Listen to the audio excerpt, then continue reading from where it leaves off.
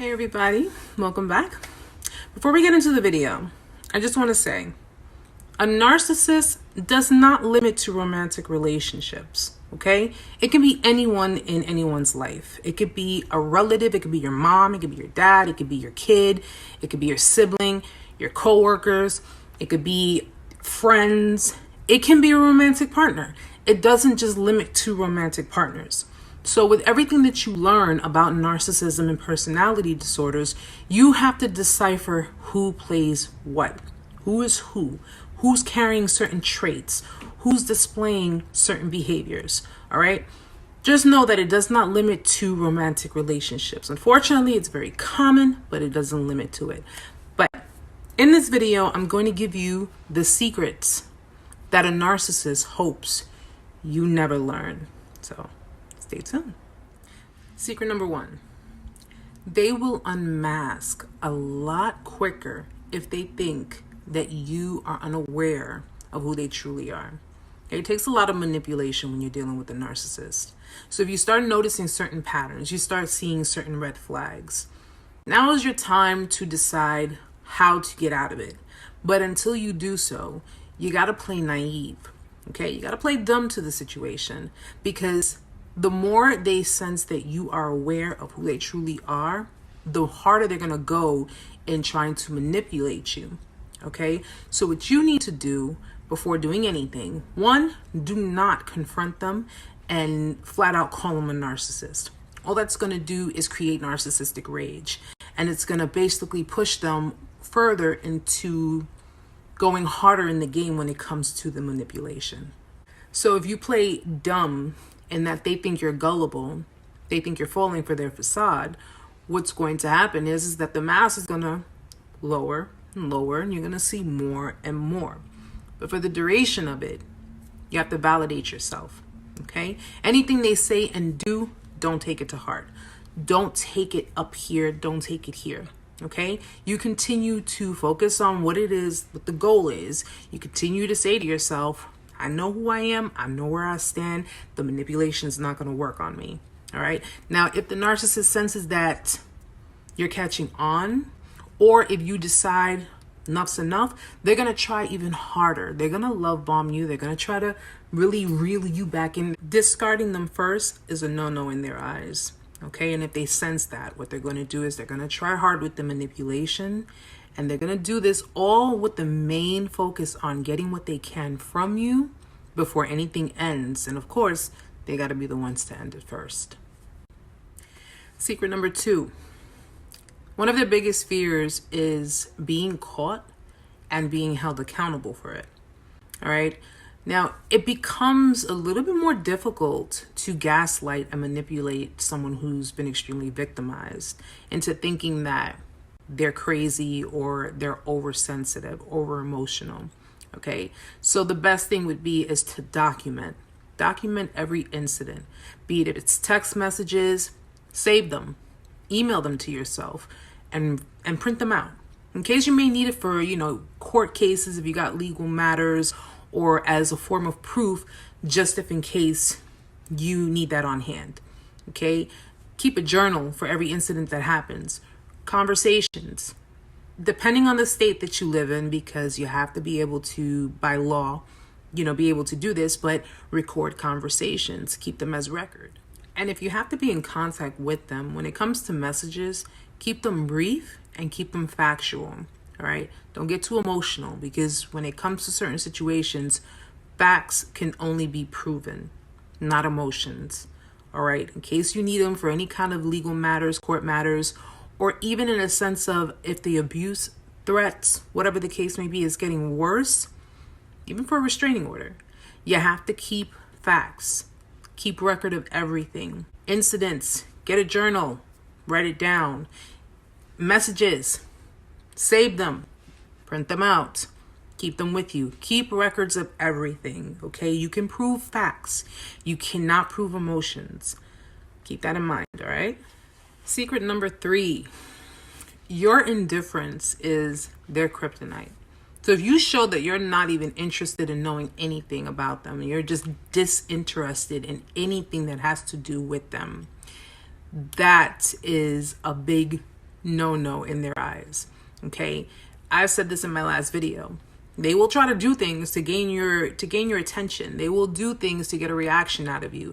And keep in mind, with the narcissist, whether it's negative or it's positive, any kind of attention equals supply. All right, they're going to basically take your emotions from your reactions as a form of supply to them, because they see that they can get to you. They see that they can push your buttons, that they can get a rise out of you. Okay? No. You're not bred. You don't need a rise. Focus on yourself. Focus on your healing. Dealing with a narcissist, whether it be in your family or in your romantic relationships, it deforms your psychological energy. Okay? Victims have described, every victim is different, but they've described it as a form of annihilation, excessive cruelty, humiliation, belittlement. It's constant deceptions and hidden agendas. Who wants to live a life like that? That's why no contact is important. And even though it may seem hard, you can do it. Once you go no contact or low contact, if you're co-parenting with the narc, you become uninterested. You become indifferent. You become disinterested in knowing anything or anyone affiliated with the narcissist themselves. Unfortunately, that means that they are just moving on to their next victim. Secret number 4. They're not hoping that you return to them to give you the relationship that you truly deserve. They're hoping you return so they can have the final word and re-traumatize you even further. Narcissists don't like to be discarded first. They despise that.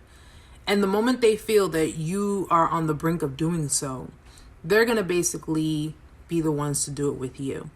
But if they decide that they want to continue abusing you, then what they're going to do is they're going to work their hardest to manipulate you to stay.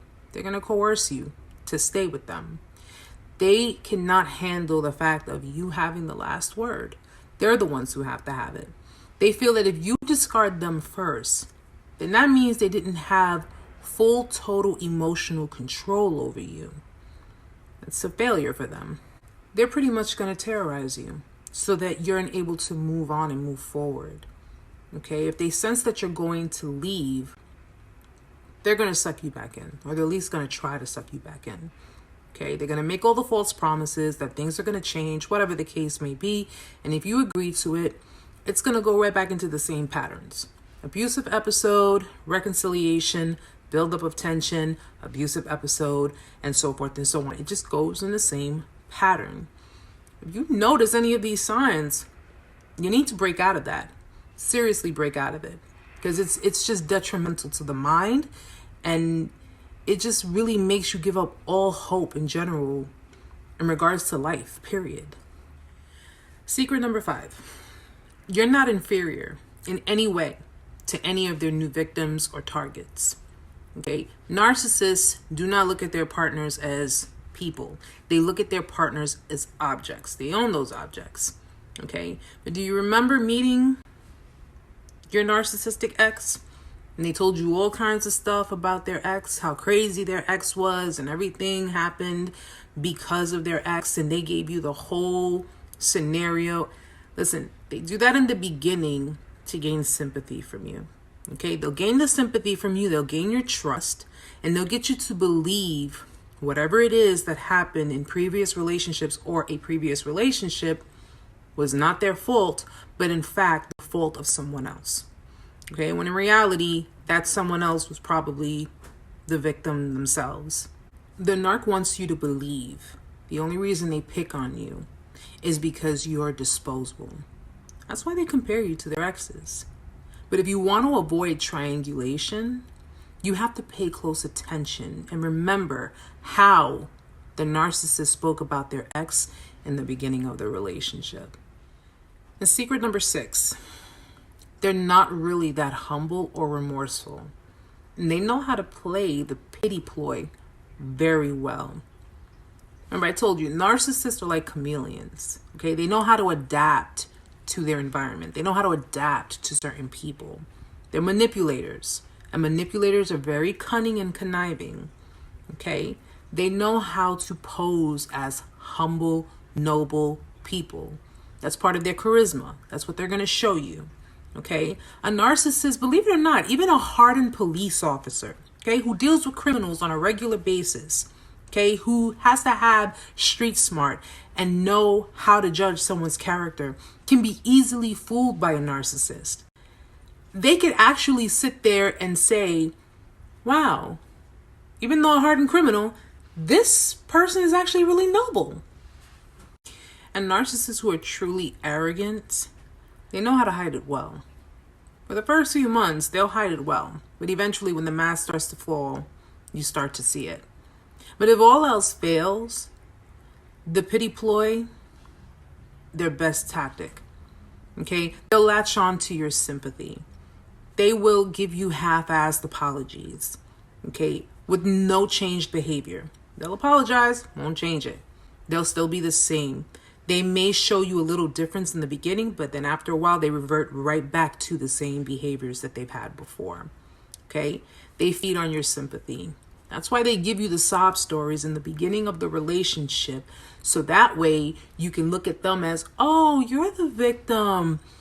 They give you that because that's just the beginning stage of it. After that, it's a done deal. So guys, be a strategic survivor. All right? Pay close attention to the red flags. Pay close attention to patterns, behaviors, facial expressions, body language. Pay close attention to everything. Document everything. All right? And understand that you're not an idiot or a fool for dealing with someone who is a narcissist or who suffers from narcissistic personality disorder or has traits of a narcissist. You are just a person who is trying to be caring and loving to someone who is incapable of doing the same because they never received that. All right? You're still a survivor. A survivor is a survivor. And I'd rather be a survivor than be a victim. I'd rather be a survivor than be a fool and continue going into the same patterns. You're stronger than you think. Till next time, namaste.